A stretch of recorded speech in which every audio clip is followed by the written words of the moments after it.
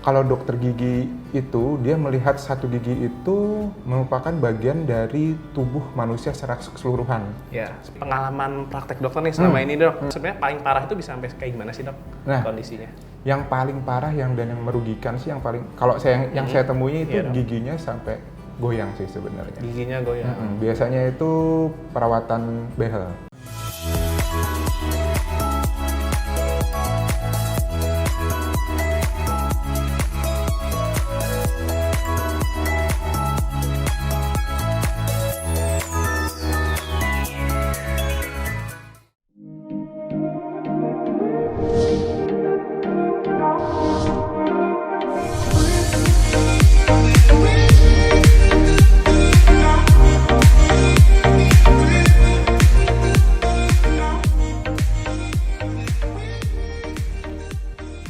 Halo sahabat sehat, jumpa lagi bersama saya Dr. John dalam program kesehatan. Oke dokter, sahabat sehat, tentunya kita sudah sering mendengar korban dari tukang gigi. Dari yang awalnya ingin mempercantik gigi, namun malah berujung pada petaka. Akhir-akhir ini, hal ini menjadi hangat kembali karena diangkat oleh seorang beauty vlogger. Tidak hanya satu atau dua orang yang menjadi korban dari tukang gigi tersebut. Banyak kasus-kasus di mana kesalahan terjadi akibat praktik ilegal oleh tukang gigi, baik dari pemasangan behel atau kawat gigi. Bagaimana pandangan dokter gigi terhadap tukang gigi? Apakah memang legal praktik mereka? Sebentar kita akan lihat video investigasi dari tim Oke Dokter mengenai tukang gigi. Jangan lupa untuk sahabat sehat semua, like video ini, subscribe MOP Channel, share video ini ke semua teman kalian, dan jika kalian pertanyaan, tuliskan pada kolom komentar di bawah ini.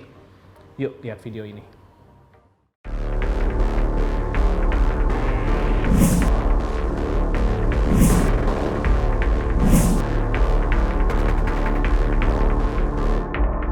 Iming-iming harga murah menjadi daya tarik tersendiri para tukang gigi. Pelayanan berupa pasang behel, veneer gigi, dan lainnya dengan harga yang super murah membuat pelanggan tak mampu untuk menolak. Padahal sudah jelas Menteri Kesehatan hanya memberi izin tukang gigi untuk membuat gigi palsu lepasan saja.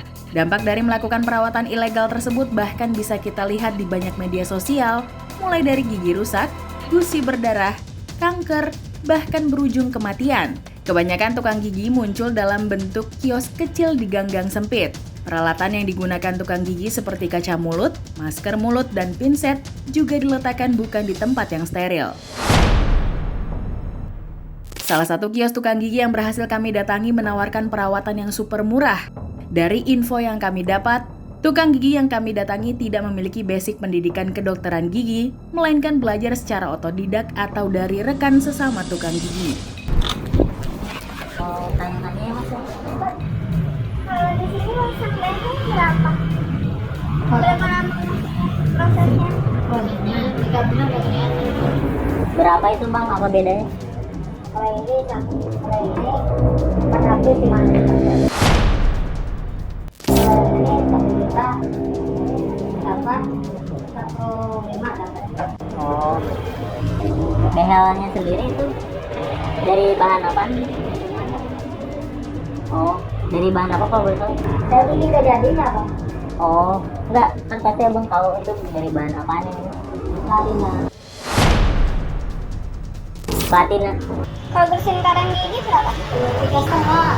350. Bawa. Orang-orang sekarang nggak pada pasang dokter. Kondisi bednya sama petaninya sama, cuma di dokter beda tempat. Kita karena tepat, ada AC-nya, karena kita belum mau dokter. Karena gagal itu paling ada kandung. Tapi pemasangan behel udah ada yang gagal belum? Kalau bila retak mah dari risikonya dia sendiri ya. Abang belajar nih sama siapa ya? Sama dokter. Oh, saya. Jadi abang belajar sama om. Kalau abang ini ada sekolahnya dulu abang nggak? Apa belajar sama om aja gitu? Saya ngajarin om. Oh jadi emang nggak sekolahnya gitu tapi belajar sama om. Bang saya punya jasa. Oh. Ya itu sertifikat gigi. Salah satu korban yang tim Oke Dokter datangi yaitu Bunga. Bunga adalah salah satu korban tukang gigi yang tergiur dengan pasang behel murah. Alih-alih menjadi lebih bagus, Bunga harus menderita akibat pemasangan behel yang tidak sesuai dengan prosedur kesehatan dokter gigi. Ya, jadi dulu pas lagi tren-trennya pakai behel, saya sempat tergiur untuk menggunakan pakai behel. Terus di situ saya coba untuk rumah sakit, cek harga dan segala macamnya. Ternyata di sana mahal banget dan saya akhirnya coba untuk ke tukang gigi. Kalau tergiurnya banyak sih, karena kan masih banyak tuh kayak kalangan anak muda yang lebih maunya tuh lebih ke harga murah ya kan. Apa sih yang nggak mau masyarakat di sana murah. Terus saya coba beberapa minggu saya pakai, awalnya biasa aja, lama-lama tuh kayak ngilu gitu kan. Jadi saya balik lagi ke tukang gigi, saya nanya kata abangnya itu udah biasa. Terus saya diemin beberapa hari, ternyata makin parah. Saya coba untuk ke dokter dan kata dokter ini tuh cara pemasangannya salah dan ujungnya masih bisa ditanganin di dokter. Kalau bekaknya parah sih, soalnya ngilu banget kan di situ. Ya makanya saya cepat-cepat untuk periksa ke dokter gigi. Kerusakannya mungkin kayak ngilu, gusnya bengkak. Ya lebih seringnya sih ngilu banget. Jadi waktu itu bekaknya parah banget dan untungnya masih bisa ditanganin sama dokter dan jadi bisa sembuh sih di dokter. Dan untuk pengobatannya itu harus bolak-balik ke dokter dan untuk duitnya pun ya lumayan.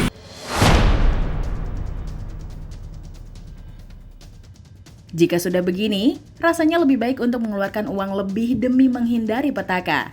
Tim investigasi Oke Dokter. Halo sahabat sehat, saat ini saya sudah bersama dengan Dr. Gigi Hatta Rizky Sulaiman, manajemen rumah sakit. Jadi dok, kali ini kita lagi mengangkat topik mengenai tentang tukang gigi dan dokter gigi itu dok. Oke. Sebenarnya saya yang pertama kali saya penasaran dok, apa sih perbedaannya antara dokter gigi dan juga tukang gigi itu sendiri dok? Bagi orang awam untuk Ya. membedakannya saja itu sudah gampang. Apabila salah atau ragu apakah ini dokter gigi atau tukang gigi, cukup dilihat saja. Biasanya kalau dokter gigi pasti punya surat izin praktek seperti itu. Surat izin praktek. Sedangkan tukang gigi dia tidak ada seperti itu. Nah, untuk kewenangannya sendiri, kalau dokter gigi itu dia melihat satu gigi itu merupakan bagian dari tubuh manusia secara keseluruhan. Ya. Seperti itu. Jadi dia melihat dalam merawat gigi itu dia tuh melihat tuh gigi itu bagaimana hubungan dengan sebelah gigi sebelahnya, atas bawahnya dan juga dengan gusi dengan jaringan pendukung lainnya. Sedangkan tukang gigi itu dia melihat gigi itu hanya sebagai alat kunyah saja, seperti itu. Makanya kewenangan dari tukang gigi itu menurut Permenkes itu dia hanya melakukan perawatan pembuatan gigi tiruan lepasan. Ingat ya, hanya gigi tiruan lepasan saja. Jadi tidak boleh permanen, behel, apalagi melakukan veneer. Nah, kalau untuk tukang gigi itu sendiri dok, sebenarnya apakah mereka juga menempuh pendidikan kesehatan gigi seperti dokter? Ini kan yang saya tahu mungkin sekitar 4-5 tahun dok, pendidikan dokter gigi sendiri. Apakah tukang gigi juga menjalani pendidikan itu dok? Tukang gigi sendiri ini setahu saya memang tidak ada untuk sekolahnya, tapi dia memang punya perkumpulannya seperti itu. Dan biasanya sih secara temurun tuh seperti itu. Jadi dari orang tuanya, anaknya selanjutnya seperti itu. Nah itu sih sebenarnya. Jadi sebenarnya yang dianjurkan itu kita perlu berapa kali sih dok periksa ke dokter? Nah idealnya ke dokter gigi ini ya itu cukup sebenarnya setahun 2 kali atau 6 bulan sekali ya. Jadi kita periksa baik ada keluhan maupun tidak ada keluhan nih. Di situ dokter gigi akan melihat secara keseluruhan tuh. Apakah ada lubang atau ada karang giginya, karena ada bagian-bagian dari gigi kita itu yang memang tidak bisa dijangkau dengan sikat.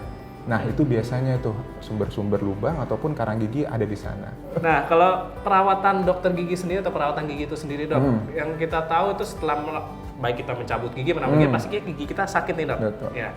Kalau perbedaannya itu jika kita melakukan perawatan tukang gigi, kapan sih kita tahu kalau perawatannya itu salah? Apakah ada tanda-tanda atau gejala atau keluhan yang kita rasakan sendiri dok pada gigi kita? Nah. Perbedaannya itu sendiri. Yang sering dokter gigi temui masalahnya adalah infeksi. Infeksi, yaitu tanda-tandanya infeksi itu ada pembengkakan, gusi suka berdarah seperti itu, bau mulut, dan yang paling penting sih tanda-tandanya yaitu sakit seperti itu, sakit dan tidak nyaman. Biasanya seperti itu, gitu. Karena tukang gigi itu pada saat dia membuat gigi palsu, karena perbedaannya itu dia menggunakan bahan-bahan yang mungkin berbeda dengan dokter gigi. Jadi tukang gigi biasanya dia mengelem gigi itu tidak hanya kepada giginya, tapi bahkan di gusinya pun dia lem seperti itu. Saya menemui beberapa kasus sampai saya kesulitan untuk membongkar gigi palsunya yang dibuat oleh tukang gigi. Saya sudah hancurkan giginya tapi masih nempel, ternyata di dilem sampai ke gusinya gitu, seperti itu. Itu yang berbahaya sih sebenarnya. Dari jika kita telah melakukan pemasangan behel atau veneer sendiri pada tukang gigi, dampak bahayanya atau dampak buruknya itu apa sih dok setelah kita lakukan itu? Contoh misalkan veneer ya, veneer gigi itu di dokter gigi sendiri pada saat pembuatan veneer sendiri itu ada perhitungannya, berapa banyak gigi yang diambil bagian depannya, terus pemilihan bahan sampai pada pemilihan warna. Nah, pemilihan semen sendiri pada saat pengeleman veneernya itu sendiri itu pun lemnya itu hanya sedikit dan tidak melebar kemana-mana seperti itu. Nah, itulah apabila itu tidak terlatih dengan baik, jadi penumpukan sisa makanan di sana. Itulah jadi penumpukan sisa makanan, tidak bersih, jadi infeksi. Sama seperti gigi palsu nih. Iya. Nah, kebanyakan tukang gigi yang saya alami itu dia tidak mencabut gigi sisa gigi yang sudah membusuk. Langsung dia pasien datang ingin buat gigi tiruan, langsung dibuat gigi tiruannya seperti itu. Jadi sisa gigi yang jaringan busuknya itu dibiarkan saja. Nah, itulah yang akan menjadi membusuk. Padahal idealnya standarnya adalah sisa gigi harus diambil dulu, gusinya harus sembuh, giginya harus sehat, baru bisa dibuatkan gigi tiruan. Kalau gitu. dari pengalaman praktek dokter nih selama ini dok, sebenarnya paling parah itu bisa sampai kayak gimana sih dok kondisinya? Yang paling parah dan yang merugikan sih kalau yang saya temui itu giginya sampai goyang sih sebenarnya. Giginya goyang. Biasanya itu perawatan behel. Perawatan behel atau kawat gigi ya. Karena kan tukang gigi dia tidak mengukur bahwa perawatan behel itu ada kawat-kawat yang menempel di situ, itu ada ukurannya seberapa besar tekanan yang diperlukan, gigi itu ditarik, sedangkan tukang gigi itu tidak mempelajari itu. Seperti itu. Sedangkan behel gigi aja sendiri di dokter gigi itu ada spesialisnya, spesialis orto itu kuliahnya itu behel lagi itu aja kuliahnya bisa 4 sampai 5 tahun gitu. Tambahan 4-5 tahun, total berarti bisa 10 tahun ya dok? Benar. Dan ini tukang gigi hanya instan saja, dia hanya menempel seperti itu. Tekanannya dia tidak tahu, jarak penempelan bracketnya itu, kawatnya itu tidak tahu, main asal tempel saja sehingga ya gitu, rusak semua. Gitu. Nah, kalau untuk perawatan gigi, saya pernah baca sebuah berita katanya seorang merawat ke tukang gigi, kemudian terakhir dia didiagnosa sampai kanker pada giginya itu sendiri dok. Nah, itu sebenarnya bagaimana sih dok mekanismenya sampai seperti itu? Nah, tadi ya sumber di awalnya itu adalah infeksi, seperti itu. Infeksi itu bisa terjadi karena infeksi itu karena giginya, ataupun bisa terjadi oleh karena gusinya yang terinfeksi, seperti itu. Contoh pada saat dia pembuatan gigi palsu, dia lem pada gusinya, dan tidak ada, dan banyak sekali celah-celah makanan yang menempel, sehingga pada saat dia sikat gigi tidak bagus, sehingga banyak sekali tumpukan sisa makanan di situ. Ada bakteri yang menumpuk, sehingga biasanya kalau infeksinya giginya yang terinfeksi, biasanya akan timbul kista, seperti itu, jadi abses, jadi granulom. Nah, itu terakhir bisa kanker, seperti itu. Oh, berarti memang awalnya bisa berawal dari ada kista atau peradangan sendiri pada gusi atau giginya dok, karena perawatannya mungkin tidak sesuai dengan pendidikan medis ini tersebut ya dok? Betul sekali. Nah, kalau untuk cara merawat gigi, sebenarnya cara sikat gigi sendiri itu yang dianjurkan bagaimana sih dok? Nah, gini nih. Yang paling penting, mungkin orang-orang awam sendiri juga mungkin tidak paham. Sebenarnya sikat gigi itu yang penting waktunya tepat, caranya tepat, itu aja. Waktunya tepat itu cukup 2 kali sehari, ya, 2 kali sehari. Jadi pagi setelah sarapan dan malam sebelum tidur. Yang sering terlewat itu malam sebelum tidur tuh. Iya, karena kita udah mengantuk biasanya. Jadi malam sebelum tidur kalau habis sikat gigi ya hanya boleh minum air putih aja. Udah nggak boleh tuh makan ataupun minum yang mengandung pemanis, soda segala macam. Boleh minum hanya air putih aja. Nah, caranya, seperti ini. Biasanya orang awam itu kalau sikat gigi itu caranya seperti itu, hanya maju mundur seperti ini, ya, seperti itu. Nah, dan tekanannya pun keras sekali biasanya, bahkan di luar kamar mandi pun kalau kita sikat gigi itu kedengeran sok gitu. Nah kan, itu bingung tuh mau lagi gosok gigi apa gosok WC gitu kan. Nah, cara yang tepat adalah sebenarnya rumusnya gampang, dari awalnya dari merah ke putih aja. Merah tuh gusinya, putih tuh giginya. Nah, jadi kita sikat tuh satu arah, ya. Satu arah dan satu bagian dulu, rahang atas dulu atau rahang bawah dulu. Jadi giginya dibuka, mulutnya dibuka, setelah itu seperti ini. Nah, satu arah, ya. Dari arah gusi ke arah bawah. Betul. Bagian pengunyahannya biasa seperti ini. Dan bagian dalam yang sering terlewat sama satu arah. Dari atas ke bawah ya, betul. Rahang atas. Betul. Kalau yang bawah kebalikannya ya, di gusi ke gigi. Jadi seperti ini. Bawah ke atas. Ya. Ini bagian pengunyah seperti ini, bagian dalam pun seperti ini. Nah, ini lalu tarik aja, gitu. Kebanyakan orang hanya nyikat bagian luar, makanya kayak orang secara tidak sadar memang kalau senyum bersih, tapi begitu ke dokter gigi, begitu dibuka, nah, pakai foto, pakai cermin, kamera intraoral kelihatan karang giginya numpuk semua di bagian dalam, karena bagian dalam yang tidak tersikat. Berarti saat sikat gigi itu kita harus membuka mulut kita dan membuka rahang kita gitu ya, bukan di... Jadi jangan disatukan seperti ini terus arahnya bikin seperti ini. Kalau seperti ini yang dirusak adalah gusinya. Seperti itu. Oke, baik. Nah, sekarang kita akan melihat beberapa pertanyaan dari sahabat sehat, Dok, yang sudah bertanya. Dok, saya mau bertanya, apakah gigi berlubang itu akan menyebar ke gigi lain apabila tidak ditambal? Terima kasih, Dok. Ini ada sahabat sehat bertanya, Dok, bagaimana sih sebenarnya jika ada gigi yang berlubang, apakah jika kita biarkan, apakah akan menyebar lubang itu ke gigi-gigi sebelahnya atau satu mulut itu sendiri atau tidak, Dok? Oke, sebenarnya lubang gigi itu memang bisa menyebabkan lubang gigi yang lain. Cuma biasanya terkadang seperti ini, lubang giginya itu muncul di antara gigi, sela-sela gigi. Di sela-sela gigi? Betul, otomatis karena di sela-sela gigi seperti ini, pasti yang lubang ada 2 gigi. Karena kuman itu menyerang ke kanan dan menyerang ke kiri itu. Oh, karena berempetan gitu ya? Benar sekali. Ya. Kalau untuk berapa lamanya kita mesti ke dokter setelah kita menotis ada lubang itu, berapa lama sih, Dok, dianjurkannya? Nah, seperti ini, gigi itu ada 3 permukaan. Dia tuh bagian luar tuh yang paling keras tuh email gigi, ya kan? Yang bagian bawahnya itu ada dentin, bagian yang ketiganya itu saraf. Nah, lubang yang sudah sampai ke bagian yang kedua, dentin, itu tandanya biasanya itu sudah tubuh tuh udah memberikan warning tuh. Nah, biasanya minum dingin tuh udah ngilu. Lagi makan tuh udah ngilu, segala macam. Nah, kondisi seperti itu memang harus. Dan ada beberapa kasus memang lubangnya baru sampai email, memang belum ada keluhan, tapi memang dokter gigi bisa melihat sudah ada hitam-hitam seperti itu. Dan itu memang pasien belum sadar kalau gigi dia berlubang, makanya dianjurkan seperti itu. Ke dokter gigi itu tiap 6 bulan. Jadi dokter gigi akan memeriksa secara keseluruhan tuh. Berarti memang dianjurkan rutin setiap 6 bulan sekali. Betul. Oke, baik. Kita lanjutkan ke pertanyaan berikutnya. Dok, saya mau tanya, gimana sih caranya merawat gigi dan mulut yang benar supaya mendapatkan mulut yang sehat? Makasih, Dok. Cara merawat gigi dan juga lidah kita dengan baik dan benar itu sebenarnya bagaimana sih, Dok? Waktunya benar 2 kali sehari, seperti itu. Jadi pagi setelah sarapan dan malam sebelum tidur, dan cara sikat giginya pun tepat.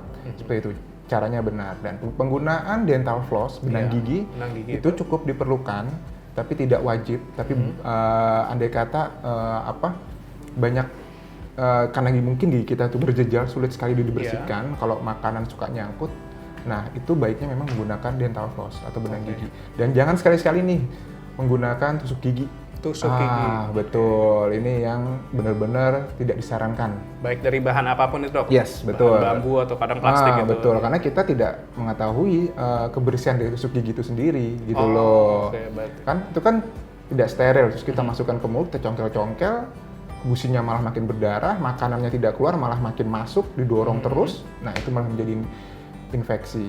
Nah, untuk pembersihan lidah memang ada pembersihan khusus. Nah, jangan lupa nih, pada saat membersihkan gigi, setelah gosok gigi, lidah pun juga memang harus dibersihkan. Oke, kita lanjutkan ke pertanyaan yang berikutnya.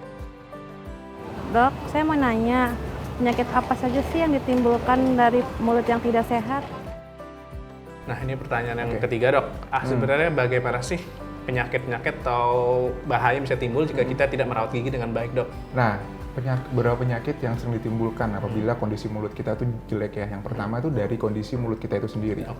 Jadi terjadi peradangan gusi atau gingivitis. Yang paling parahnya itu periodontitis. Kalau sudah periodontitis itu sudah terjadi kerusakan pada jaringan penyangga gigi atau tulang rahangnya kita sendiri. Tulang rahangnya sudah terinfeksi. Benar, sudah terinfeksi. Nah, itu tandanya giginya itu sudah goyang. Walaupun giginya itu sehat, tidak ada lubang, tapi karena gusinya terinfeksi dan tulang rahangnya pun terinfeksi, gigi itu bisa goyang. Itu salah satunya. Selanjutnya adalah bau mulut yang tidak sedap gitu, terus bisa jadi pembengkakan, gusi sering berdarah, itu tandanya. Walaupun nih kita tidak merasa sakit, tapi pada saat sikat gigi ataupun kita bangun tidur, kok gusi saya berdarah ya? Nah, itu sudah ada peradangan berarti. Berarti kalau Kalau ada peradangan itu sendiri, apakah sih penanganan awal yang bisa kita lakukan, dok? Apakah kita boleh membeli obat-obat antibiotik sendiri atau anti nyeri itu bagaimana, dok? Nah, kalau memang rasanya itu nyeri, boleh minum penghilang rasa sakit. Cuma memang setelah itu harus segera ke dokter gigi karena sumber infeksinya harus dihilangkan.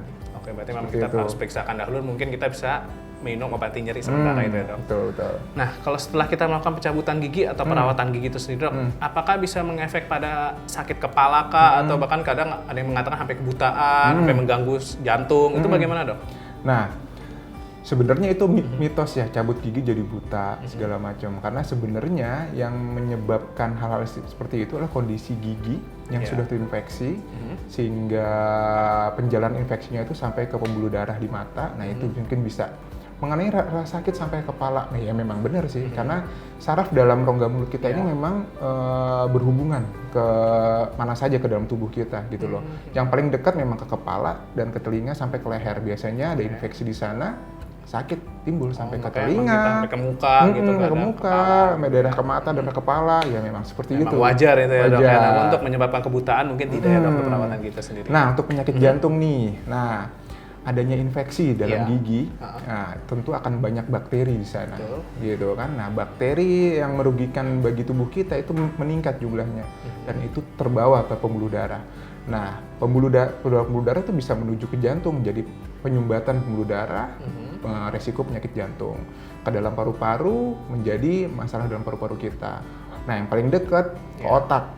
Nah, ada sumbatan pembuluh darah ke otak, jadi penurunan daya ingat, seperti itu. Makanya ada istilah kondisi gigi dan mulut kita itu merupakan cermin kesehatan seseorang. Cermin kesehatan seseorang. Orang dilihat sehat apa enggak, cuma dilihat aja mulutnya, bersih apa enggak. Sebenarnya itu Kita cerminan ketemu tuh. orang kita suruh dia senyum ya, dok, awal pertama kali ya, dok. Sumbernya di sana. Sumbernya benar. di sana. Oke, sahabat sehat, sudah cukup banyak kita membicarakan mengenai dari kesehatan gigi, perbedaan dari antara dokter gigi dan tukang gigi itu sendiri. Apa saja sih yang perlu kita perhatikan, dampak-dampak bahaya yang bisa timbul jika kita berobat ke tukang gigi, maaf. Nah, dok, apakah dokter ada saran untuk sahabat sehat yang sudah menonton, dok? Oke, buat teman-teman semua, apabila memang yang pertama adalah jaga kesehatan gigi dan mulut secara rutin ya, sikat gigi dengan tepat waktu, waktunya benar 2 kali sehari ya, pada saat pagi hari setelah sarapan dan malam sebelum tidur, dan caranya pun benar. Jadi tidak usah berlebihan, sehabis makan sikat gigi ataupun pada saat setiap habis mandi pun sikat gigi itu tidak usah berlebihan. Dan jangan lupa kontrol ke dokter gigi nih, baik ada keluhan maupun tidak ada keluhan. Nah, cukup 6 bulan sekali saja kita kontrol ke dokter gigi. Kita bisa melihat kondisi mulut kita secara keseluruhan. Jangan sampai lubang kita ini terlalu besar sehingga perawatannya itu menjadi lebih mahal. Kalau terlihat lubang masih kecil, itu perawatan akan lebih mudah dan lebih murah juga. Seperti itu. Oke, baik. Terima kasih Dokter Gigi Hatta. Nah, sahabat sehat, jangan lupa like video ini, subscribe MOP Channel, klik tombol lonceng di sebelahnya, dan share video ini ke semua teman, semua orang yang kalian kenal, terutama bagi yang memiliki masalah pada giginya. Jika kalian ada pertanyaan untuk topik yang kita bahas pada episode selanjutnya, tuliskan pada kolom komentar di bawah ini. Saya pamit dulu, saya Dr. John. Saya Dr. Hatta. Sampai jumpa kembali.